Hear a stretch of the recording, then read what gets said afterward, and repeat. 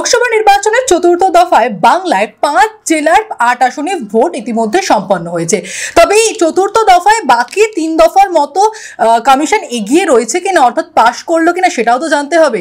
আর আজকে এই 8 আসনে কত কোথায় ভোট পড়েছে সেই নিয়ে আলোচনা করবো। আমাদের সঙ্গে রয়েছেন দ্য ওয়ালের স্পেশাল করেসপন্ডেন্ট রফিকুল জামাদার। তোমাকে প্রথমেই দ্য ওয়ালে স্বাগত জানাই, তারপরেই জিজ্ঞাসা করবো কমিশন কি পাশ করলো।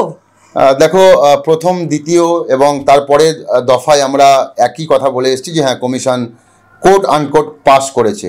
এ কথা আমার নয়, এরা সাধারণ মানুষ এবং যারা ভোটার তারাও কিন্তু বিষয়টা বলছেন। এবং আজকের যে ফোর্থ ফেজের যে ভোট, সেই ভোট কিন্তু মোটের ওপর শান্তিপূর্ণ বলে অনেকেই মনে করছেন। এবং কমিশন বা সিও অফিস তারা ইতিমধ্যেই দাবি করেছেন যে আজকের যে ইলেকশন বা নির্বাচন তা মোটের ওপর শান্তিপূর্ণ এবং বড় কোনো ঘটনা ঘটেনি।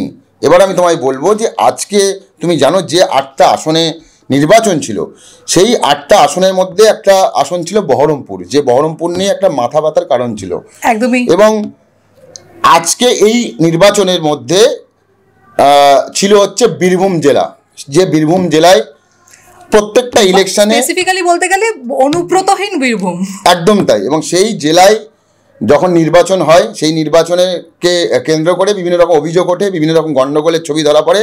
আজকে সেই রকম কোনো বড় ঘটনা ঘটেনি।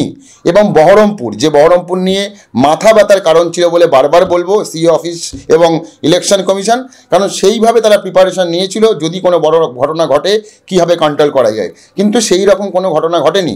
বরং দিলীপ ঘোষের যে লোকসভা কেন্দ্র, সেখানে হচ্ছে কিন্তু বেশ কিছু ঝামেলা বা গণ্ডগোলের ছবি ধরা পড়েছে। তুমি জানো দিলীপ ঘোষকে 2 জায়গায় তার কনভয় কিন্তু আটকানো হয়েছিল। শুধু তাই নয়, দিলীপ ঘোষের গাড়ির পেছনে থাকা তার সিকিউরিটির যে কনভয় বা গাড়ি, সেই গাড়ির কাঁচ ভাঙা হয়েছিল।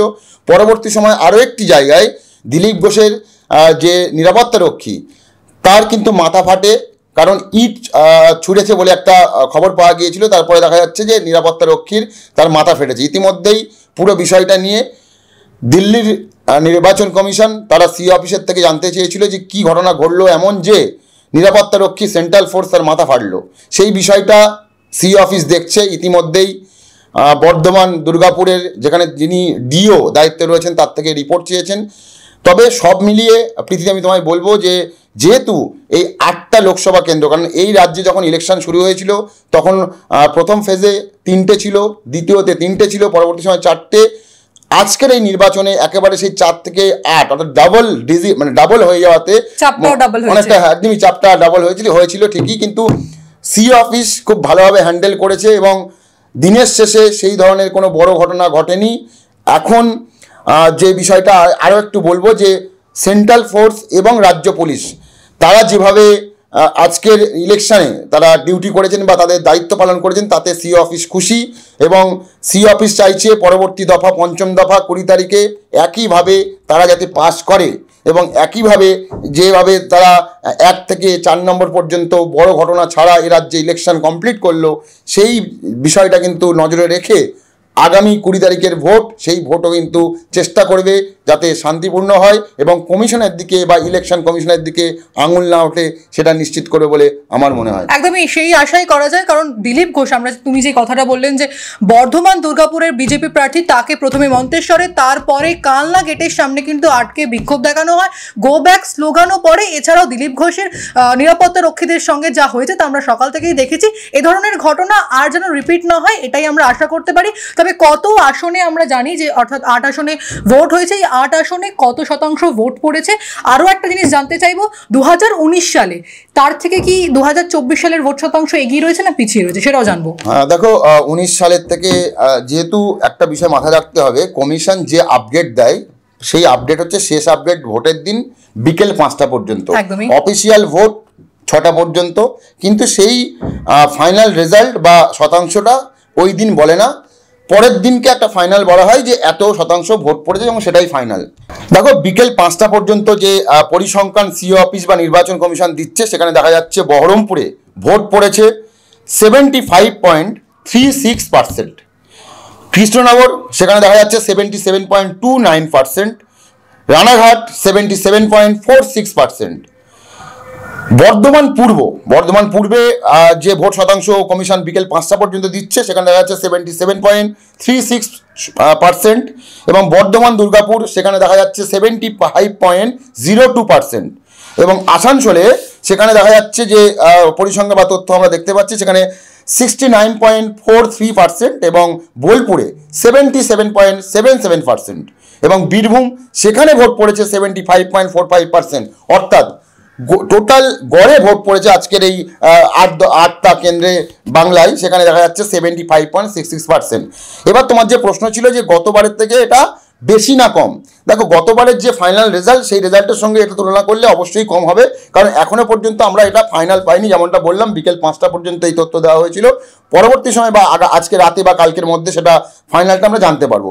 কিন্তু এই যে শতাংশের হারে যেটা দেখা যাচ্ছে 80% কিন্তু কোথাও পেরোয়নি, সেক্ষেত্রে কমিশনও মনে করছে যে গতবার যে ইলেকশন হয়েছিল যে শতাংশ তার থেকে একটু কম হলেও হতে পারে, এবং এখানে কাকতলীয়ভাবে যে কটা কেন্দ্রে ভোট হয়েছিল সব থেকে কম কিন্তু আসানসোল, এবং সেখানে 69.43%, মানে 70% সেটা গন্ডি পেরোয় একেবারে বিকেল 5টা পর্যন্ত। এখন সব মিলিয়ে আবারও বলবো কমিশন তো আজকের মতো পাস করলো, এখন দেখার বিষয় আগামী দফা অর্থাৎ 5ম দফা 20 তারিখে কিভাবে তারা ছক করে এগোচ্ছে। কারণ আমি ছক করে এটাই বলবো, কেন বারবার যে ছক করে কেন বলি, কমিশন একটা বিষয় ঠিক করে নিয়েছে, যেখানে তোমাকে গতকালকে আমরা এই বিষয়টি আলোচনা করছিলাম যে কোথাও কোনো রকম কোনো ভুল ধরা পড়লে সেটা একটা রেকটিফাই করলে কীভাবে কি সেই সমস্যা না হয় আগামী দিনে, তার জন্য তারা একটা রুটিন করে এগোচ্ছে।